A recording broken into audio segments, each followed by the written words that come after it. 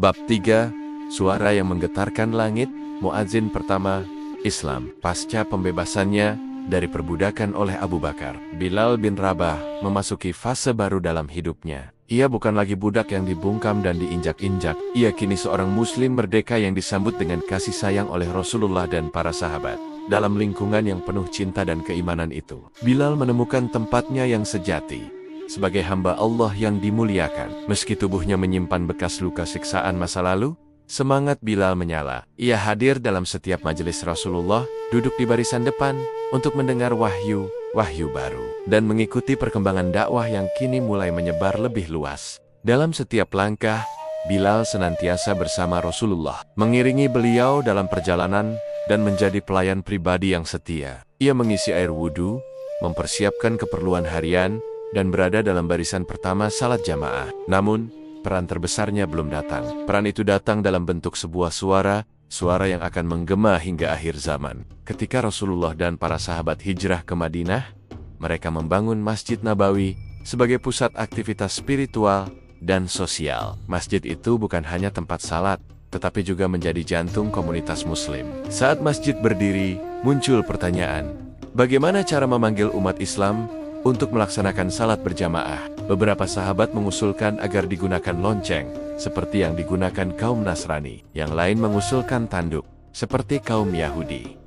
Namun Nabi tidak memutuskan segera. Ia menunggu petunjuk dari Allah, hingga suatu malam, Abdullah bin Zaid bin Abdurrabih bermimpi. Dalam mimpinya, ia melihat seorang lelaki mengenakan pakaian hijau, mengajarinya kalimat-kalimat panggilan untuk salat. Kalimat itu sangat indah dan penuh makna, menyebut keagungan Allah, mengajak kepada kebaikan, dan menegaskan tiadanya Tuhan selain Allah. Ketika ia menceritakan mimpi itu kepada Nabi keesokan paginya, wajah Rasulullah berseri-seri. Itu mimpi yang benar, sabdanya. Lalu beliau menoleh kepada Bilal dan berkata, ajarkanlah kalimat-kalimat itu kepada Bilal, karena suaranya lebih lantang dan merdu darimu. Bilal pun berdiri. Dadanya bergemuruh, matanya basah oleh air mata haru. Ia tahu bahwa perintah ini bukan sekadar tugas duniawi.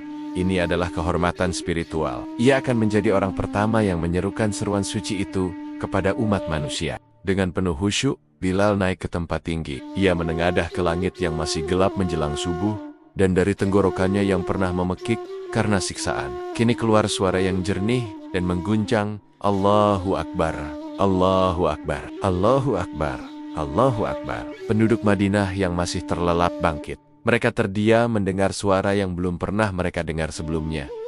Suara itu bukan hanya suara manusia. Ia membawa ruh, ia membawa misi, ia menggetarkan langit. Bilal melanjutkan, Ashhadu an la ilaha ashhadu anna Muhammadan Rasulullah. Hayya 'alal syala'ah, hayya 'alal fala'ah. Allahu Akbar, Allahu Akbar. La ilaha illallah. Kalimat demi kalimat mengalir seperti air jernih yang menembus hati.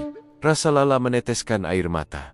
Para sahabat menangis. Hari itu menjadi hari bersejarah. Azan pun resmi menjadi seruan salat umat Islam.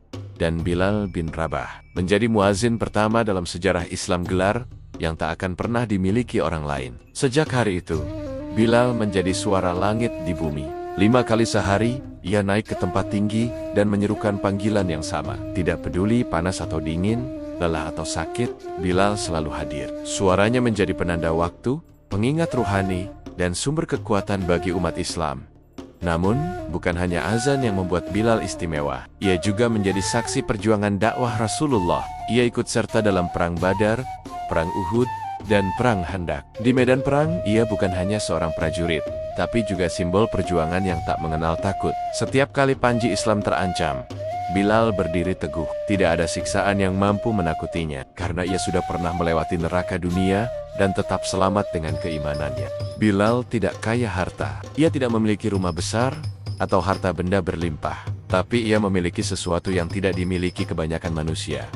Cinta Rasulullah. Nabi sangat mencintai Bilal, dan Bilal mencintai beliau dengan segenap jiwa. Keduanya terikat bukan oleh darah, tapi oleh ruh dan perjuangan. Dalam banyak hadis, Rasulullah menyebut Bilal sebagai penghuni surga.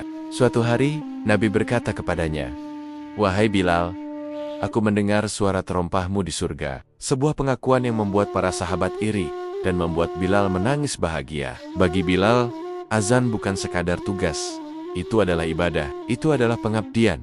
Itu adalah suara cintanya kepada Allah dan Rasulullah. Setiap kalimat yang ia lafalkan keluar dari hati yang penuh cinta. Dan suara itulah yang hingga hari ini masih menggema di seluruh dunia Islam. Dari Masjid Nabawi hingga masjid-masjid kecil di pelosok desa. Suara azan yang kita dengar hari ini adalah warisan dari Bilal.